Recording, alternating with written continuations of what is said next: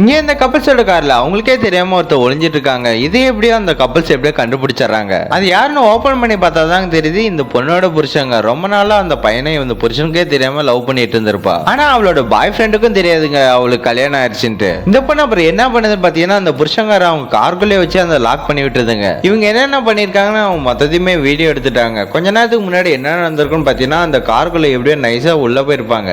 அங்க கார்குள்ள போயிட்டு அவங்க சீட் மாதிரி ஒரு ஷீட் எடுத்து அவங்க மேல போட்டு அது தெரியாம அங்க வந்த கப்பல்ஸ் பாத்தீங்கன்னா ரொமான்ஸ் பண்ணிட்டே வராங்க. இது எல்லாத்தையுமே வீடியோ எடுத்துட்டு இருக்காங்க. அப்படி வீடியோ எடுத்துட்டு இருக்கும்போது என்ன ஆகுதுன்னு பாத்தீங்கன்னா தெரியாம ஹேண்ட் பிரேக் ரிலீஸ் பண்ணிட்டு இருக்கான். அதனாலே கார் பாத்தீங்கன்னா தானாவே முன்னாடி போய் அங்க செவுத்த இடிச்சிருதுங்க. இவங்க ரெண்டு பேத்துக்குமே அது என்னன்னே புரியலங்க. அப்புறமேட்டு முன்னாடி வந்து பார்த்தா தாங்க தெரியுது யாரோ ஒருத்தர் மறைஞ்சிருக்காங்க. அது யாருன்னு பாத்தீங்கன்னா இவனோட புருஷன் தாங்க. இவனுக்கு எல்லா உண்மையுமே தெரிஞ்சோடனே அந்த பொண்ணு என்ன பண்றான்னு பாத்தீங்கன்னா இவன் இருக்க கார் ஃபுல்லா பெட்ரோல் ஊத்திட்டு அவனை கொளுத்தி விடலான்னு தாங்க பாக்குது. அவன் சும்மா பேச்சுக்கு தான் சொல்றான்னு பாத்தீங்கன்னா உண்மையாலுமே நெருப்பை பத்த வச்சுட்டு அவ பாட்டி கிளம்பிட்டாங்க பயத்துல. அதனாலே கொஞ்ச நேரத்துல கார் ஃபுல்லாவே தீ பர ஆரம்பிக்குதுங்க. அதனாலே ஃபுல்லா ஸ்மோக்கா தாங்க உள்ள இருக்கு. அப்புறம் இவன் எப்படி தப்பிக்கிறான்னு பாத்தீங்கன்னா கார் டிக்கி வெளியே தப்பிச்சிடறாங்க.